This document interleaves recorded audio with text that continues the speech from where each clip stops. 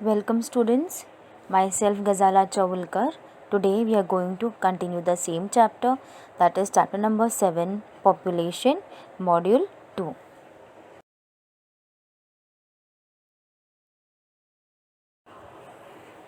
Students, let us have a quick recap of what we have learned in the previous model. So the first we learned that was population growth. Now what is population growth, students? Population growth was the size of the population that has been changed over a period of time. Population growth is the increase in the number of individuals in a population. The next one is the distribution of population. Population distribution is just the spread of the people across the world. That is where people live. It can be distributed in a uniform, random, or clumped pattern. Uniform means that the population is evenly spaced. Random indicates random spacing. And clumped means that the population is distributed in clusters. The third one is the density of population. Population density is basically a measurement of population per unit area. It is a quantity of type of number density. It is frequently applied to living organisms, most probably humans. It is a key of geographical term. Now population density is the number of individual per geographical area. It can be, for example, per square meter, per hectare, or per square kilometer, etc.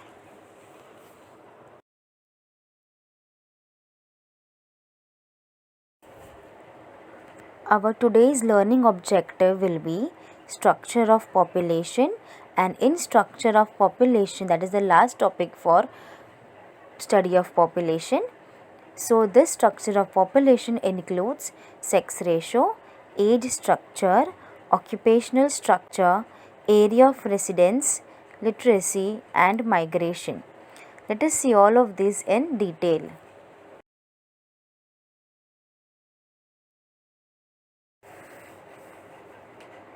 So students, now let us understand what is structure of population.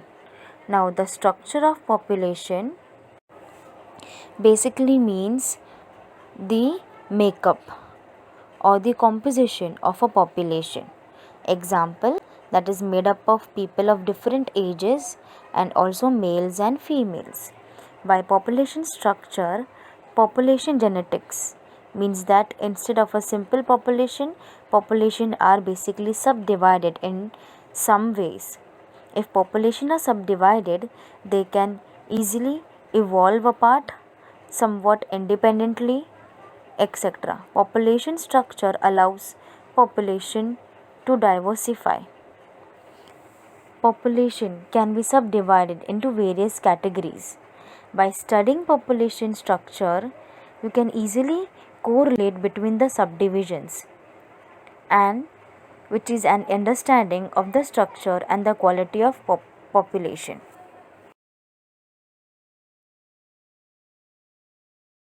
Now, the first category is the sex ratio. Now, what is sex ratio, students? As per the gender, population can be divided into males and females. This is a natural division which can be easily understood. So, sex ratio is the ratio of males to females in a population. Sex ratio are among the most basic demographic parameters and provide an indicator of both relative survival of females and males and the future breeding of population. Sex ratio is a valuable source for finding the population of women and what is the ratio of women to that of men.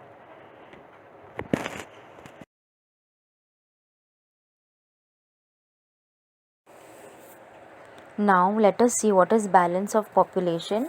A balanced population is a natural population in a particular land, area, or a body that maintain itself year after year with little fluctuations in number of individuals, or in a population where both the genders are around the same number. It indicates a balance of population.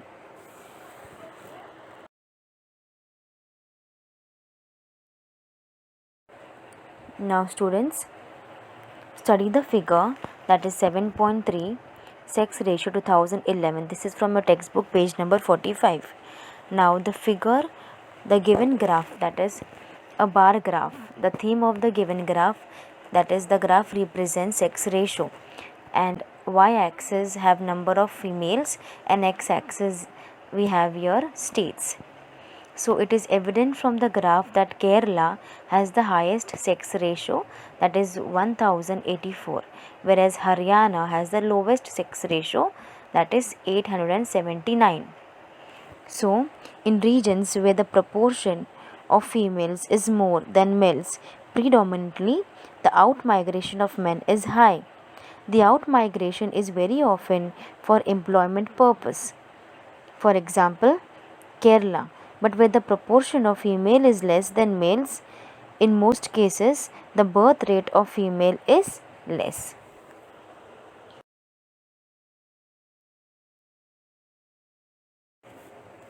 Now what is age structure? In a region, when the population is subdivided as per the age groups, this is called the age structure of the population. The age structure is very much useful for the projection of population and also for understanding the dynamics of the age structure arrangements. Similarly, it is also helpful in understanding the proportion of active and dependent population. What is active population, students, here means? Active population is basically working population which are always engaged in business and services, whereas dependent populations are, which in it includes small kids and senior citizens, which are always dependent on the working population.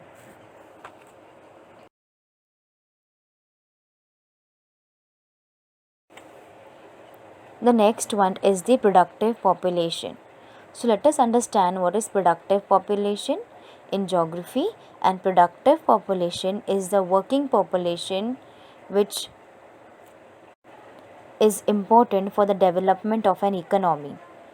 The productive population is the population between the age groups of starting from 15 to 59. This age group of people is active in services and business. They directly participate in the economic activities of a region.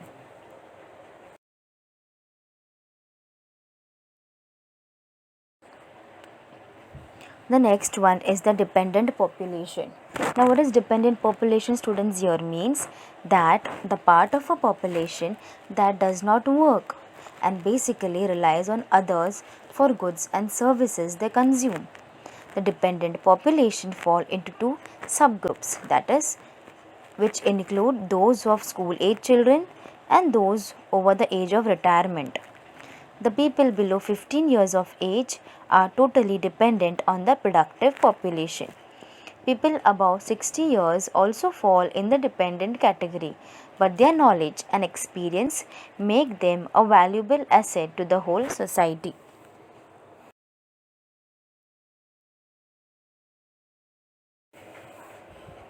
Now let us understand what is occupational structure. The percentage of population that is economically active is an important index of development.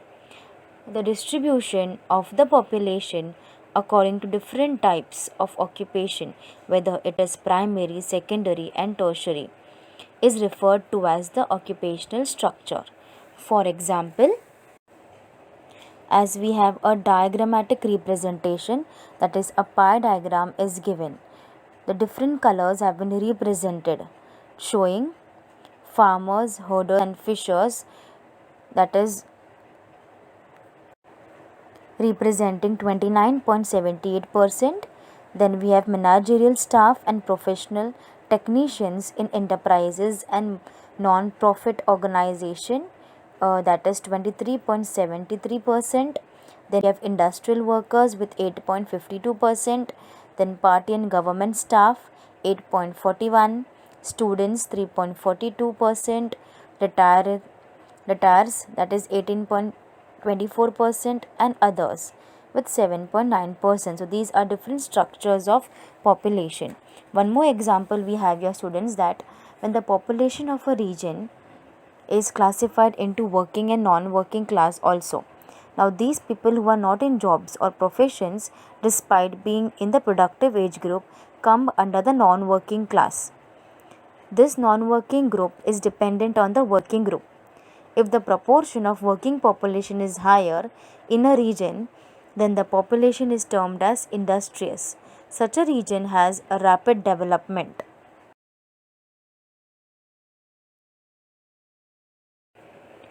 Now, area of residence. Now, the population of a region can be divided into groups as per the area of residence, that is where the population resides. That could be of two categories, that is rural area and urban area. So, let us see this in detail.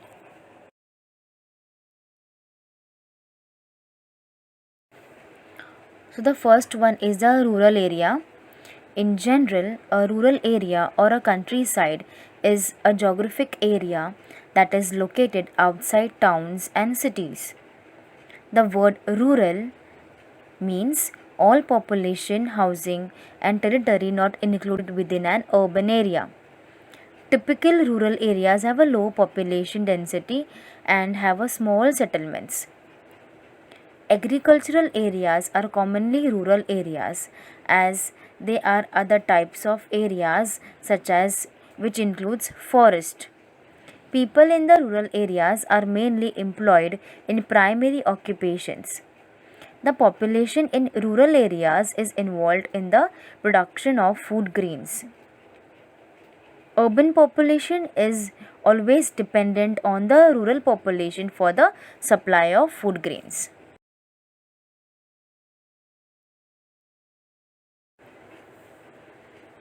The next one is an urban area. An urban area can refer to towns, cities, and suburbs. An urban area includes the city itself as well as surrounding areas. Many urban areas are called as metropolitan areas or greater, as in Greater New York, for example, or Greater Mumbai.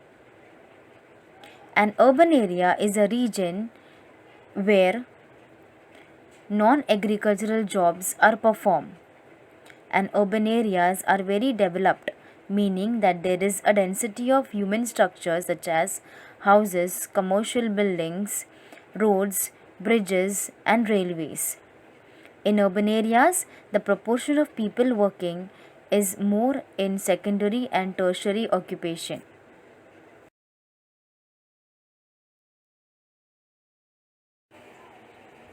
Literacy. So, what is literacy, students? When a person in a country can read and write is obviously termed as a literate.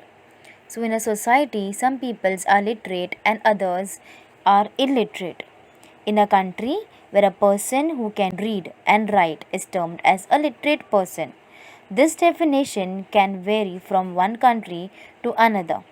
The percentage of literacy throws light on the quality of population, that is, it is a very important key indicator for the development of a particular country.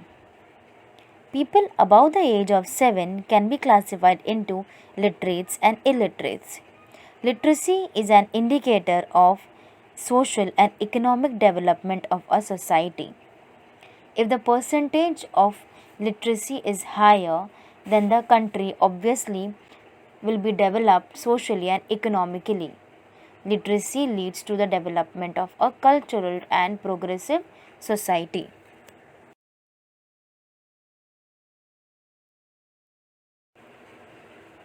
Next one is the migration. The movement of an individual or a group out of an area or into an area is termed as a migration. Or the movement of an individual or a group of people from one place to another is termed as migration. Now this could be for short period or long period, permanently or temporary. Marriage, education, business, transfer, tourism, natural calamities, wars, etc. are the reasons why people migrate. There are many kinds of migration. Regions from where people migrate show a fall in the population. Such regions experience a shortage of manpower. On the other hand, the areas to which they migrate show an increase in population and a strain on the public amenities and facilities. Due to migration, the composition of the population also changes.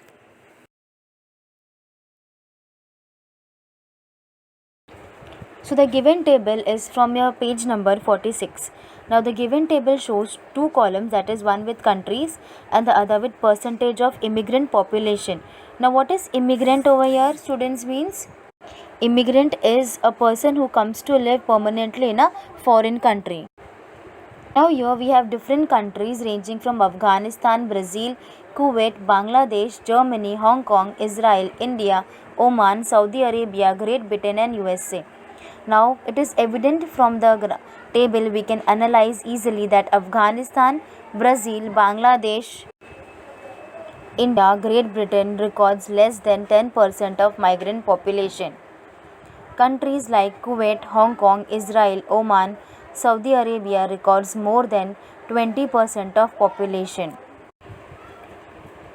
The above table has given the percentage of migrant population of some selected countries. Now in the countries where the percentage of migrant population is more, job opportunities, good business prospects,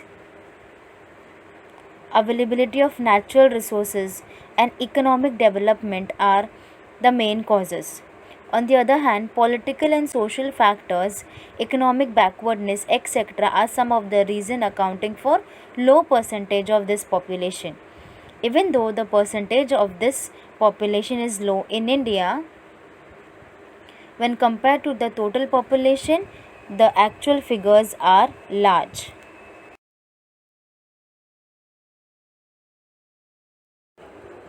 Population as an important resource.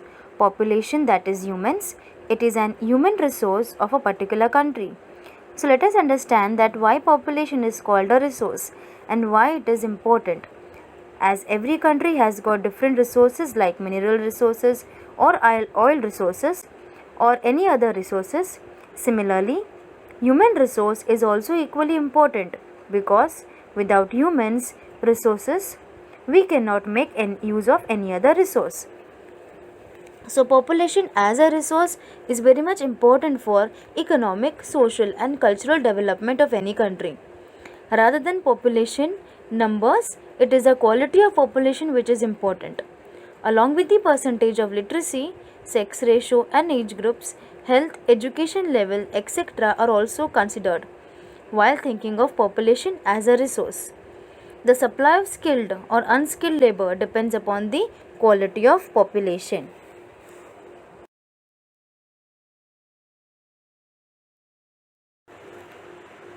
For many decades, only a country's gross national product was used for measuring development. Students, here gross national product means it is an estimate of total value of all the final products and services turned out in a given period of time by means of production owned by a country's resident. So it was assumed that the greater the economic prosperity, the more the development of a country. But this does not mean that the people are happy with the quality of life in that country. In reality, the development is related to the quality of life, the opportunities available there, and the freedom.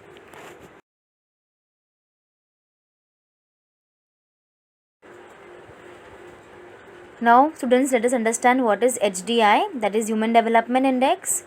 So, in the decade of 1980 to 1990, the famous personalities Mahabub ul Haq and Amartya Sen together put forth the concept of Human Development Index, HDI.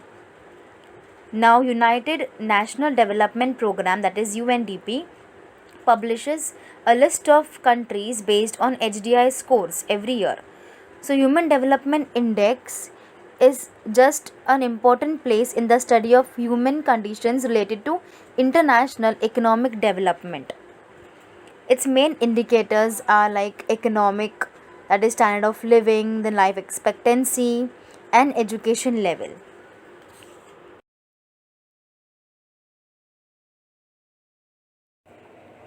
Students, as we know that HDI was created by Mahbub al-Haq and Amartya Sen in 1990. It is a composite statistic of national averages for, that is life expectancy, education attainment, gross national income per capita. Now here we have a table on the right hand side. Now this table has been taken from a textbook, page number 48. Now this table tells us the HDI and countries rank wise, and then value of the HDI and level of development. Level of development, we have four categories, that is very high, high, medium and low. Now countries with very high are Norway, Australia, Switzerland, Germany, Denmark, UK. So all these countries comes under level of very high development. And then Japan, Sri Lanka, Brazil, China comes under high level of development. In medium, we have South Africa, India, Bhutan, Pakistan. And low level of development may we have countries like Afghanistan, Niger, Central African Republic. The values of the Human Development Index range from 0 to 1.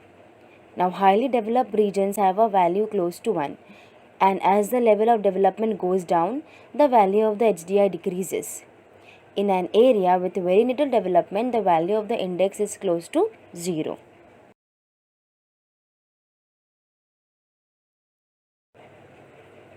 The Human Development Index is used as a yardstick to measure regional development. So, while computing this index, three main parameters have been considered. These are economic parameter, that is standard of living. Then we have health parameter, life expectancy, education parameter, that is number of years of schooling.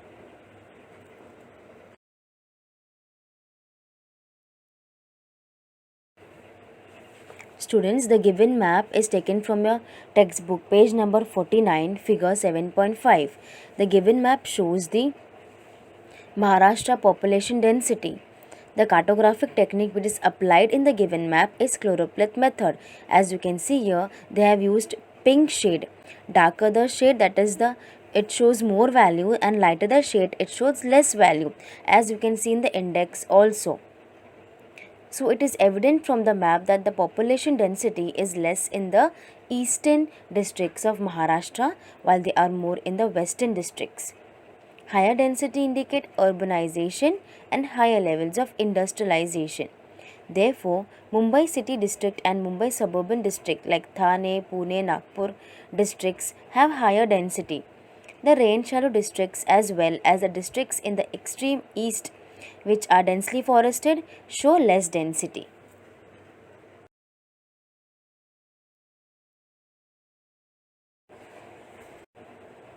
Give it a try. It's on your page number, textbook page number 50.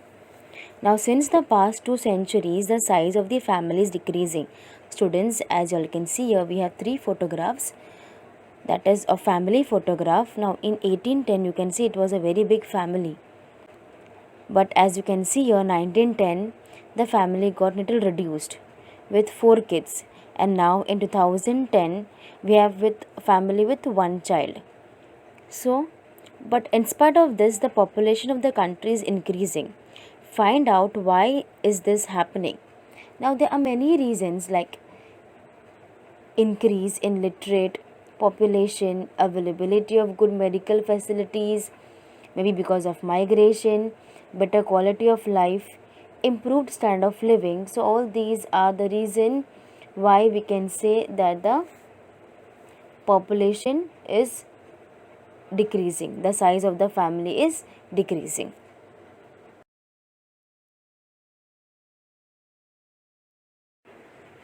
So students, let us have a quick recap of what we have learned today. We learned about the structure of population. The population structure of a country means the makeup or the composition of a population.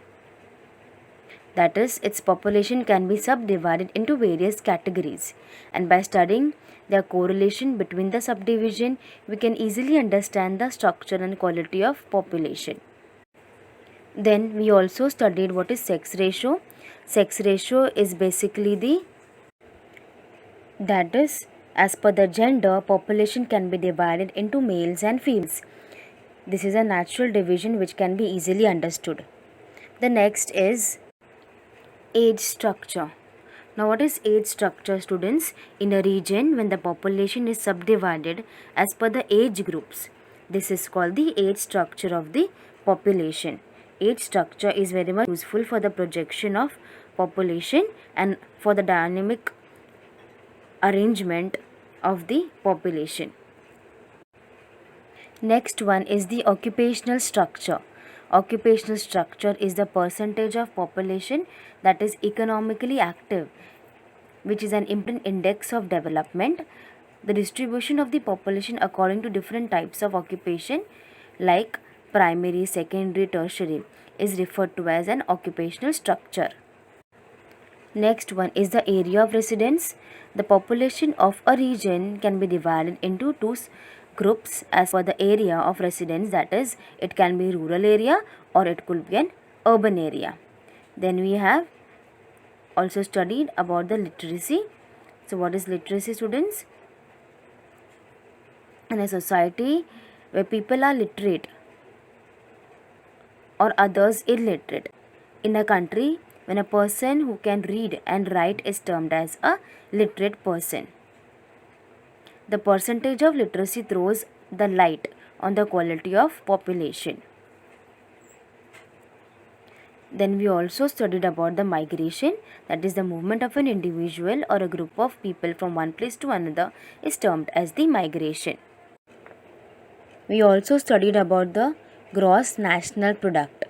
So gross national product, that is GNP, is an estimate of total value of all the final products and services which turned out in a given period of time by the means of production owned by country's residents. HDI, that is Human Development Index, it is commonly accepted that not only economic prosperity does not mean development, but Human Development Index is a yardstick to measure regional development. And while computing in Human Development Index, we have three important parameters which are taken into consideration. That is economic parameter, that is standard of living, then health parameter, that is life expectancy, education parameter, that is number of years of schooling.